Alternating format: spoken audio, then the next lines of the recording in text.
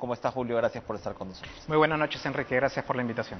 A ver, un punto que ha saltado a lo largo de esta noche y no tenemos todavía una respuesta es cómo hacer si es que, en todo caso, habría que retroceder. O sea, cómo el Parlamento podría retroceder sobre esto, pues que es controversial, ¿no? Indudablemente, el Ejecutivo ya anunció las medidas por el lado del Tribunal Constitucional, pero se lo pregunto además porque la bancada morada fue, al César lo que es el César, muy tajante durante toda esta jornada, ¿no? Y fue la única, entiendo, que votó en bloque contra, pasar a la votación de la vacancia. ¿Qué hacer? ¿Qué se puede hacer en este punto? Lo primero es presentar una moción de reconsideración por la vacancia, y el documento ya lo tenemos listo. Así que mañana por la mañana, a primera hora, Francisco Sagasti, quien es el vocero, el coordinador de la bancada, lo está presentando a primera hora. Y eso es lo primero que debemos hacer. Porque ¿sabe? El problema es que ya la gente está cansada de los pleitos, Enrique. Yo, como lo he comentado varias veces, todas las semanas estoy en los cerros. Y la verdad es que a la gente le interesa un comino lo que está ahorita conversando el Ejecutivo y el Congreso. La gente se muere de hambre. El 50% de las personas han perdido empleo. Un dato interesante, 30% de los jóvenes que estudian en universidades han cancelado sus estudios. 400 personas mueren diariamente en el Perú.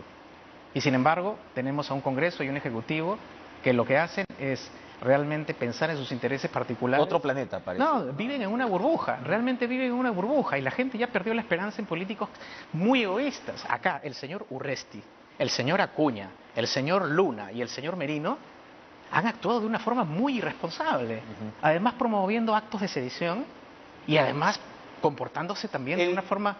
El señor Acuña ha emitido un comunicado diciendo que él está en contra de la vacancia, pero su bancada nos dijo otra cosa. Pero comportándose de una forma absolutamente cobarde. Es decir, el momento en donde se vota para vacar al presidente, toda su bancada vota a favor para hacerlo eso.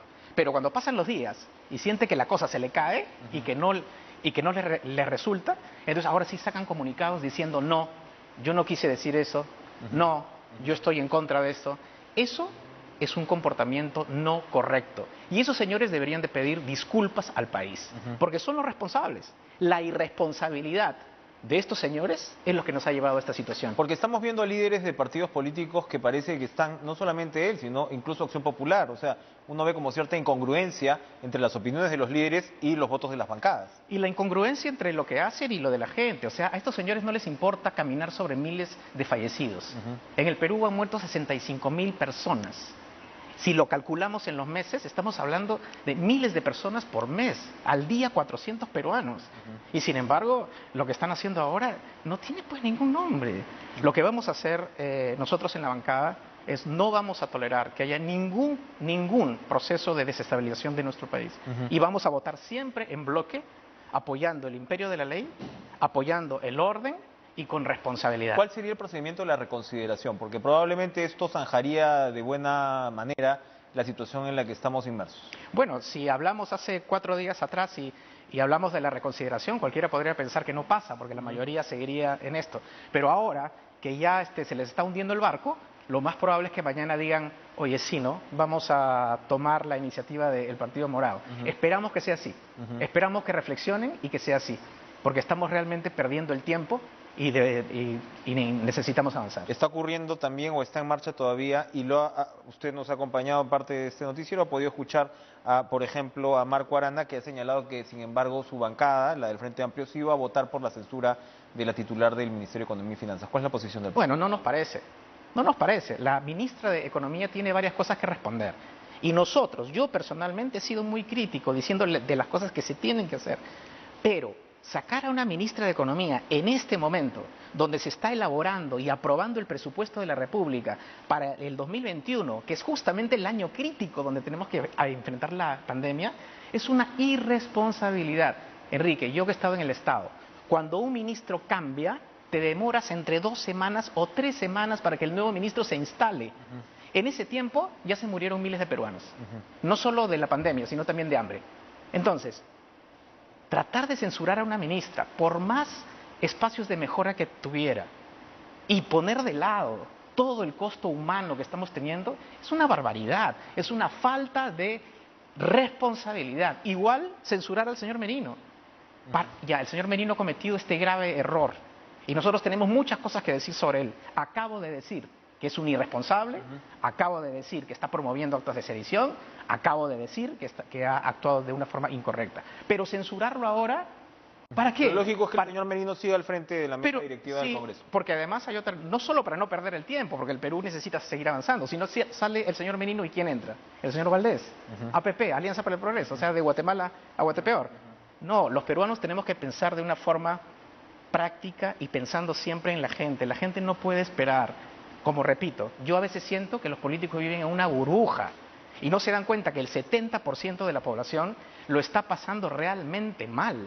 O sea, las cifras que se están presentando son realmente preocupantes porque cada vez que pasa un mes y no nos recuperamos, este dato es bien interesante, cada mes que no nos recuperamos significa que en el futuro necesitamos entre 4 y 6 meses más para recuperar eso, simplemente por cómo la economía fluye. Entonces lo que hacemos este año es fundamental. Hay un paper de una profesora mía, cuando hice el doctorado, que acaba de sacar en Foreign Affairs y ha determinado de que por cada año de que los países en esta pandemia no toman las medidas adecuadas, el periodo se puede prolongar hasta 8 años. Claro. Lo que no haces hoy día lo vas a pagar en un tiempo mayor. Entonces, eso es lo que tenemos. Decía usted precisamente que basado en su experiencia en el Estado, cómo se retrasan estos procesos cuando hay cambios de ministros, de autoridades, evidentemente cambio de gobierno, ni qué decir. Pero también eso me lleva a pensar en otro punto. Se acaban de conocer las renuncias de las señoras Morales y Roca. Renuncia en el caso de la señora Morales, me parece que Roca sí es un tema de desvinculación.